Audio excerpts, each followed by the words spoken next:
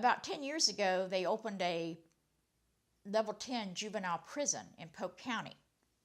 But I had one little boy, and his name, well, he wasn't a little boy, he was 15, and he was about 6'2" and about 280 pounds, and nobody you would ever want to meet in a dark alley. And his whole mandate in life was to kill white people. He didn't care if they were 8 or they were 80. They did not deserve to live. He was going to kill white people. He had killed 3. That's why he was in there. And he was going, if he ever got out, he was going to kill more. He would not take a pencil from me. He would not allow me to speak to him. I had to speak through another black youth, and then they would speak. He attacked just about everybody. The guards were afraid of him. Everybody was afraid of Carl. So it got to the point where he attacked so many children in class that I had to schedule a 90-minute session a day just with Carl and 2 guards. I had 2 guards with him. So we had 2 guards and we had Carl. And I had 2 years with Carl. And I talked with Carl about his life and what he planned to do, but we knew what he planned to do, and that was kill white people. That was his whole mandate in life. That's all he wanted to do. He hated them. He hated them all. Eventually, he would take a pencil from me. And every day that Carl left my class, and I did this with every student I ever had when I taught class, whether it was regular school or prison, when he left the classroom, I would say, "You have a good day, Carl. I love you." I said that every day. And he would just grunt. He never returned. He just grunt, and he would leave.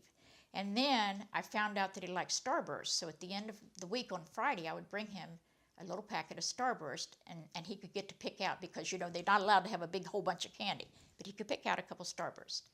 And he would do that, and he would take that from me. And then we talked, and I would read him nursery rhymes, and I read him The Velveteen Rabbit. You know, when someone loves you, you become real. And Carl, I thought I saw him have a tear, but he denied it. Because I said, "Oh, Carl, I think you're like this," and he denied it. And so every day we would do that. This was our time with Carl. Well, when he turned 18, he had to go on to the big prison. And it was so, everybody, the whole prison was a buzz. The whole juvenile prison was a buzz. So I managed to smuggle in a cake. And it was no small feat to smuggle in a cake to a prison. But I managed to get it in there because everybody was so excited that Carl was leaving. I said, "The case for Carl." "Oh, take it on in there. He's leaving. Did you know he's leaving, Miss T?" I said, "Yeah, I know he's leaving. He's going on."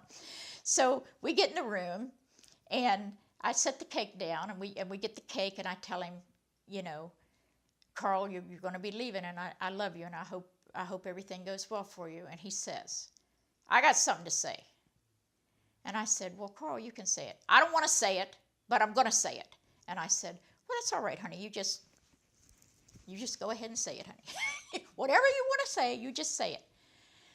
And he says, "I couldn't kill you, Miss T." And I said, "What?" And he says, "I mean it. I mean it, Miss T. I couldn't kill you. I couldn't do it." And I said, "Well, Carl, that's the nicest thing anybody's ever said to me in my whole life." And I went over to him, and he said, "You're not going to try to hug me, are you?" And I said, "Well, I was, honey, but no, that's okay." And when I measure success as a teacher, I think of Carl, because he couldn't kill me.